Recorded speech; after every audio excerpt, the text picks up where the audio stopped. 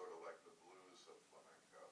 The flamenco, the amazing performance, to me amazing, of La Trupa, the dancer, she, you know, Petaneres is slow, so it's very much like hand movements. It's not the more classic stomping feet kind of interpretation. So that was another element that was important to me. So the music's always like, I sort of start often with elements of the music. Yes.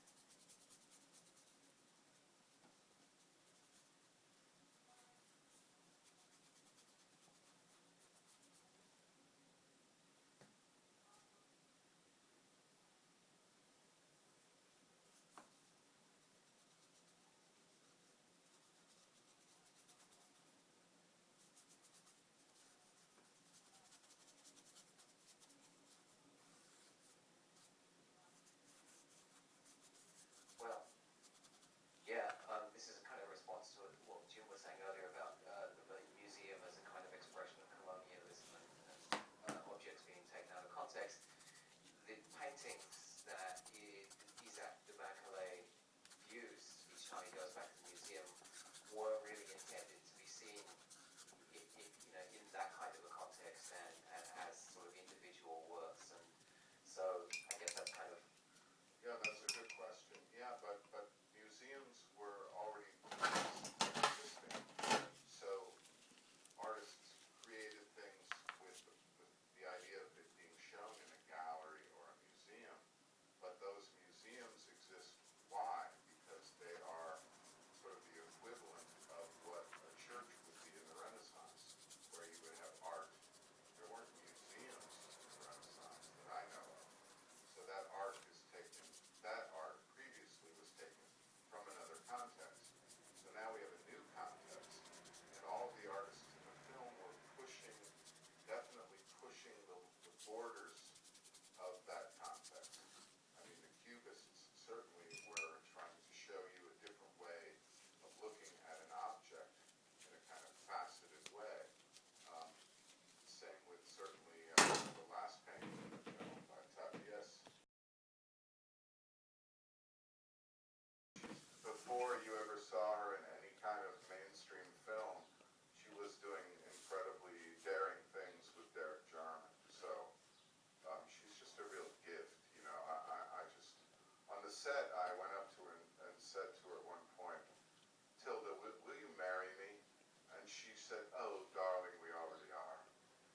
So that was good enough for me, but I just love her, and I love putting strange wigs on her, and I don't know, and she loves it. I mean, actors are playing pretend people, which is a very hard and difficult thing. I have great sympathy, and I love collaborating with actors, but I think part of them is very childish in a really good way. If they weren't, they could not be an actor, you know, because you've got to be a pretend person on command. That's not an easy thing, and she is really one of the most amazing that I've got to work with a lot of amazing people, but I just adore her spirit, you know. So I don't know if that answered your question. I know there are more questions. Three more questions. I'm very superstitious. The number three. Three. So Three more. Two more. Three more. Three more. Okay, well, you're lucky. So go ahead.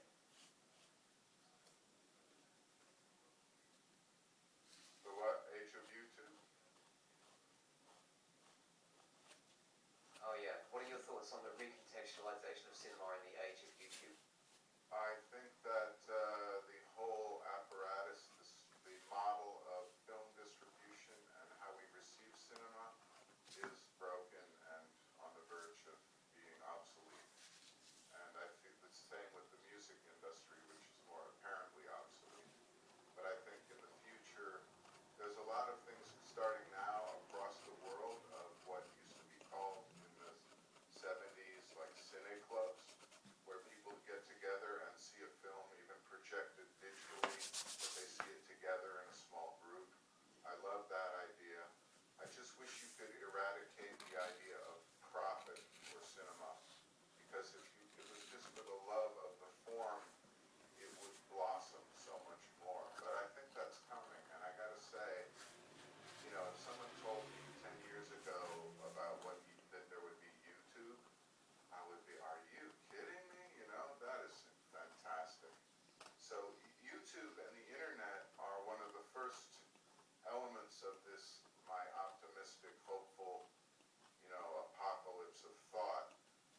the first thing, you know, and then the mapping the human genome is very important too, but the idea of information being free and accessible and very hard to police. I mean, even in China where they try very hard to police it, there's a lot of holes in there, you know.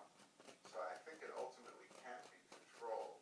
And there's a beautiful, Nikola Tesla had this idea of something like the internet around the turn of the last century, you know, in the early 20th century, where he said in the future we could have mass free communication, free dissemination of information, and we could balance the world's like food supply, for example.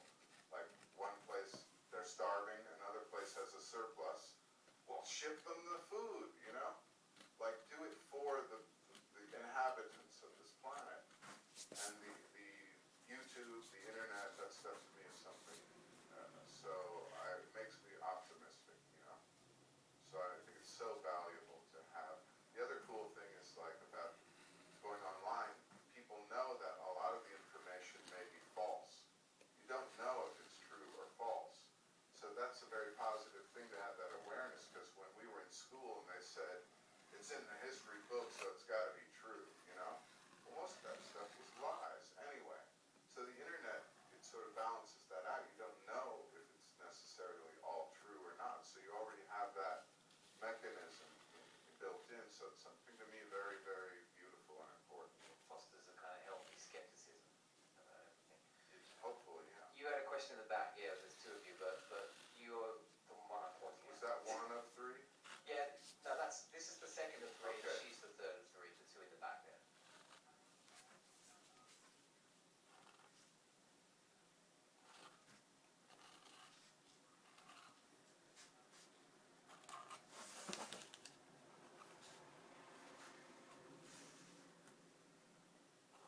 Oh man, See, one of don't use that the bigger word. Don't words. use the Q word.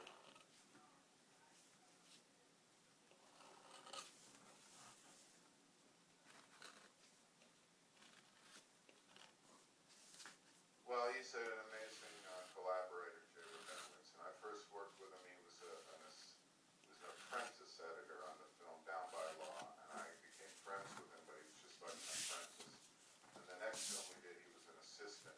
But I knew when he was an apprentice, I was like, this guy, I want to work with him, you know. So we go way back, and it's a little hard for him the way I work because I don't think about the editing. I don't talk to him while I'm shooting. I don't give him notes. I don't tell him anything. And I let him start cutting if he wants to, but he knows when I come in the editing room, I'm not going to look at anything he cut.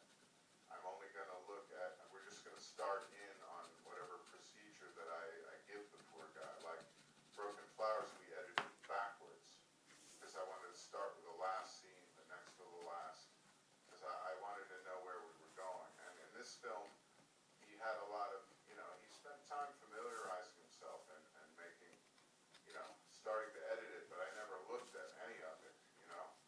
So it's kind of hard, in a way, it's kind of confusing for him, but he's very open to that. He knows it's going to be something a little odd.